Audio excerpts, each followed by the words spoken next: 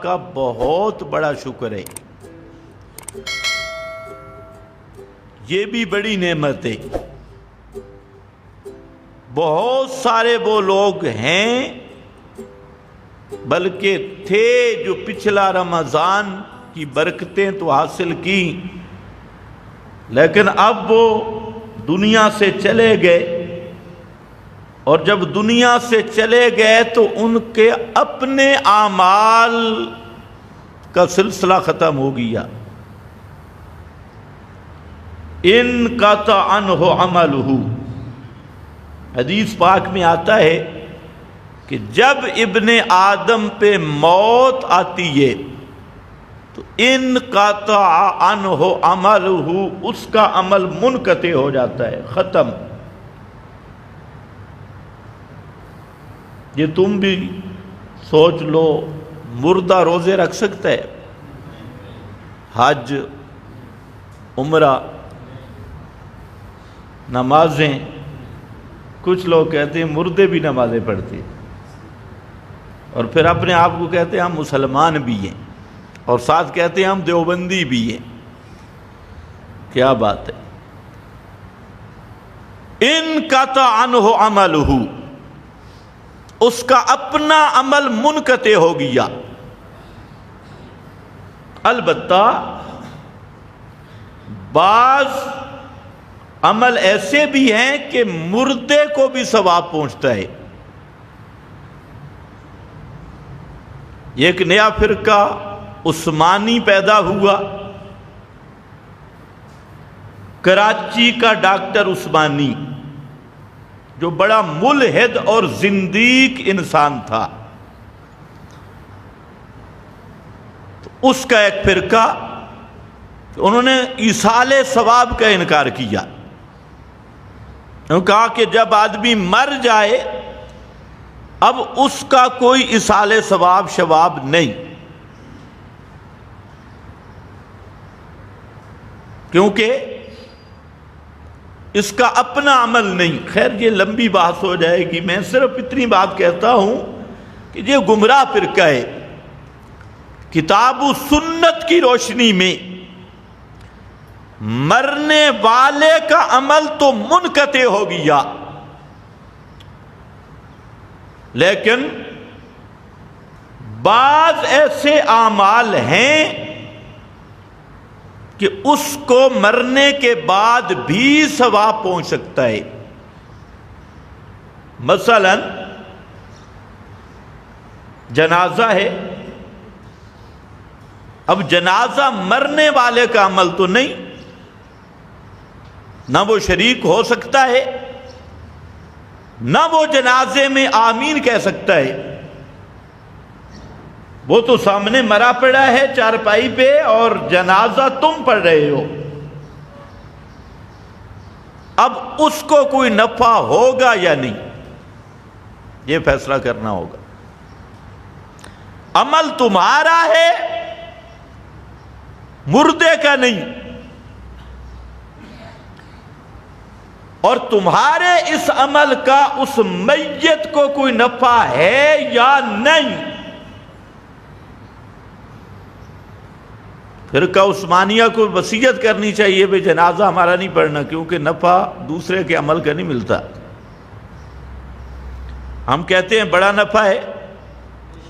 نبی کریم صلی اللہ علیہ وسلم نے فرمایا کہ اگر 40 مسلمان، ایک روایت ہے اس سے کم کی بھی ہیں،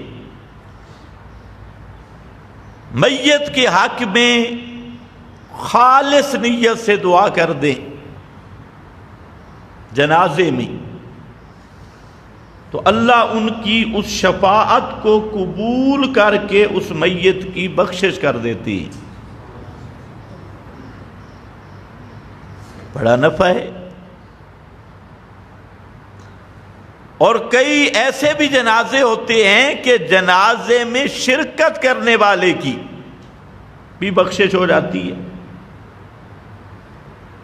جنازے میں شریک ہونے والے کی مغفرت ہو جاتی ہے۔ تو اس میت کی شان کیا ہوگی؟ تو خیر بہرحال اسی طرح صدقہ ہے، صدقہ جاریہ، ثواب بھی میت کو پہنچ سکتا ہے، دعا ہے اس کا فائدہ بھی میت کو پہنچتا ہے۔ البتہ تمہارے کل 40ویں جمعراتیں، تیجے، ختم، 11ویں، 12ویں، یہ سب لعنت اور بدعات ہیں، اور جو بدعت ہے یہ لعنت ہے، اور لعنت کا جب ثواب نہیں ہوتا تو ایصال ثواب کیسے ہوگا؟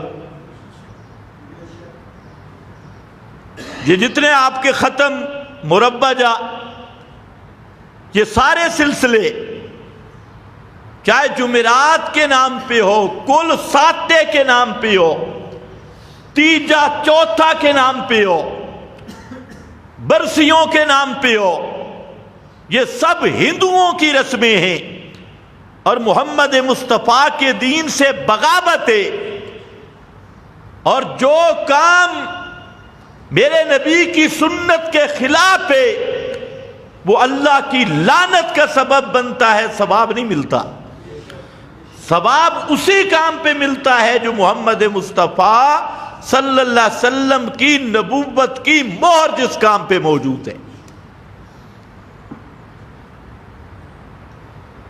تمہارے ہاں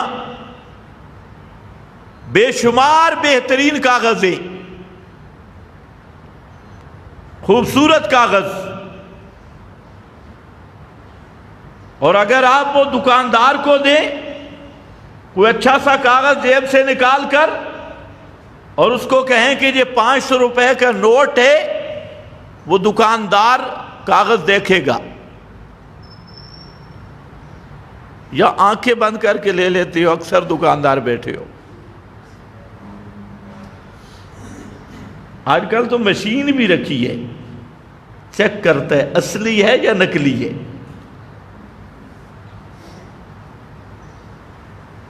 یوں دیکھتا ہے، اچھا یہ 500 والا اتنا سا کاغذ ہے اور کتنی چیکنگ کرتے ہو؟ کیوں؟ ہے تو کاغذ۔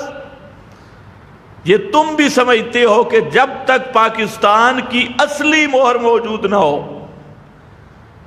اور بابے کا اصلی فوٹو موجود نہ ہو تو یہ کاغذ کسی کام کا نہیں۔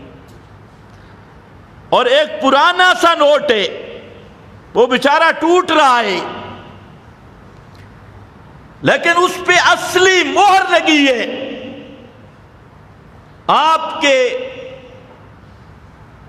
پاکستانی مہر،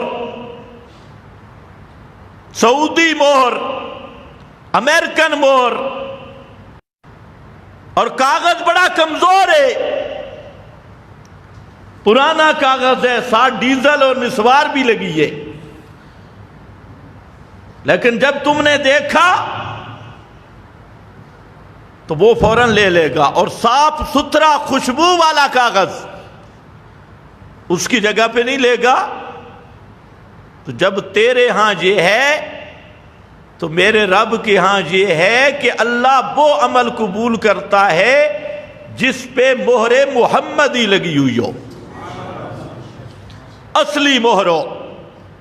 باقی جتنا خوبصورت عمل، جتنا خوشبودار عمل، جتنا بڑا عمل ہو اور اس پہ مہر محمدی موجود نہیں، میرے رب کے ہاں وہ بغاوت تصور ہوتا ہے، وہ لعنت تصور ہوتا ہے، اس پہ ثواب نہیں ہوتا۔